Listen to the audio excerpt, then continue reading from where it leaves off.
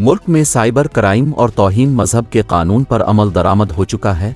पाकिस्तान की एक अदालत ने तौहीन मजहब के इल्ज़ाम में 22 साला तालिब इल्म को सज़ाए मौत और 17 साला नौजवान को उम्र कैद की सज़ा सुनाई है। अदालत का कहना है कि सज़ा याफ्ता तालिब इल्म ने पैगम्बरी इस्लाम और उनकी अज़वाज मुतहरात की तौहीन आमेज़ वीडियोज़ और तस्वीर तैयार की थीं, जबकि नाबालिग तालिब इल्म पर उन्हें व्हाट्सएप पर शेयर करने का इल्ज़ाम है। पाकिस्तान में तौहीन मजहब की सज़ा सज़ाए मौत है। मज़ीद जानने के लिए न्यूज़.की ये वीडियो देखते रहें।